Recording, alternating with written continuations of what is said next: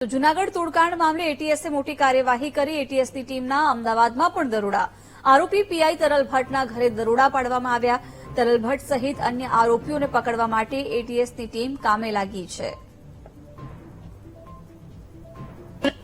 તોડકાંડ કેસમાં ગુજરાત એટીએસની તપાસ તેજ કરવામાં આવી છે।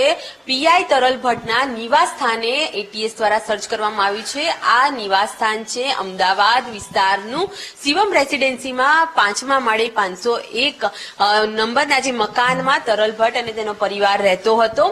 ખાસ તો તોડકાંડને લઈને હાલ તરલ ભટ્ટે હાઈકોર્ટમાં આગોતરા જામીનની અરજી કરી છે અને જે પ્રકારે સમગ્ર મામલો હતો જેમાં જૂનાગઢના સાયબર ક્રાઇમના પીઆઈ એમ ગોહિલ અને તરલ ભટ્ટ સાથે એએસઆઈ દીપક જાની દ્વારા ફરિયાદીના જે બેંક એકાઉન્ટ સીઝ કરીને તેઓની પાસેથી 25 લાખની માંગ કરી હતી અને જે મામલો પોલીસ ફરિયાદ થતા એટીએસે તપાસ શરૂ કરી હતી।